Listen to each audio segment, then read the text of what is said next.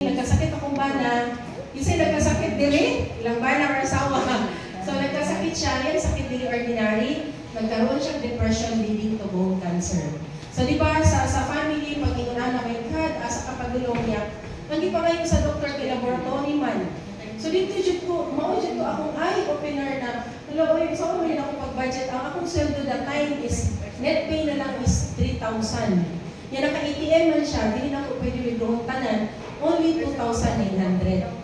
Sa inyong tanaw karon ng 3,000, pila na lang ang value. Di ba? Mga na lang mag-grocery ka, isa na lang kabag. So, that time, meron wala asan ni padulong sa tendency sa empleyado mato, London, na walay visa. London dito. Yan, lalo na sa pag-ibig, di ko kalimot, 6 months pa lang, pwede ka na more loan. Loan sa among kauban ako mong gamit. So, asa mo siya, di ba? So, tinawag nila it's an answered prayer pag mag-pray ka. It's an answered prayer, kaya blessing di ay pag naay magkasakit sa family. Yes! Kung wala magkasakit, hindi na ako nitanawon. So, after moto, nag-pray lang ko, nag-introduce ako akong BFF na ko, Esther Elsa. Tanawa ang kanang daghan kayo natabangan sa products. Actually, negative kayo yung supplement. Kasi positive yung supplement. Kaya feeling na ako, may lang nasa na ay kwarta. Nadili siya tambal. Ikaw ay nakusulong-sulong nga diha, mahal kayo na. Pero katong naka siya 9 synthetic meds na ginainom, wala siya natabangan. Yan, ako bitaw nun, iatubig sila sa balay, stay nila ang products. Ang ako lang yung na-recall is naka siya 30-day money back guarantee. Medyo sigurista po ko. So yan ako, sige, painom ang products. Kung walay effect, pwede ibalik.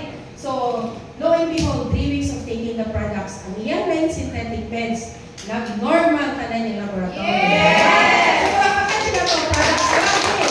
Pero diba, ang uban, kasi naka-experience, pag okay na, di na mag-inom sa products, diba? Yes! So, okay naman siya. So, yan ang pala kong amiga, Elsa, tanaw ang business side, sa pay tagay mo na ito. Kasi mo to, yes! Di ba, wala? Wala, ito mo sorang-sorang nga, kaya wala yung nidato dihan, kaya nasunog na po yung mga networking. Kasi yung anak, nasunog na. So, yan na po siya, as in na lang, may nalang akong gikulit, no? Kasi gikulit dire. GM nisan mo. So, ito na time siya. Sa last na nila akong invite sa inyo ha. Imuha. Kaya, balik mo kanong Saturday, my God, manintog tantanan. Kaya nga naman mo na iyang pag-invite sa kuha na ang coach na mo and mentor, GM Depend Mendoza. Anak po siya ako na. Elsa, last na nila akong invite sa mo kaya na yung mga GMD ko. Pakialam man ako minsan ng mga GMD, di ba? Pero, out of respect, anak ko, sige, pagbigyan ka para umilong ka na, anak. So, pa-attend niya sa isang event sa Dillionor, ipalingkod ko niya diya sa Pibangan. So, mga guests, swerte mo. Kaya, pag once matalsikan no, kaglaway sa millionaire, magiging millionaire sa guest! So, after the presentation, dito na ko nakita nga, pinsa yun naka-feel din yung pangarap, feeling niya, wala na yung pag-asa.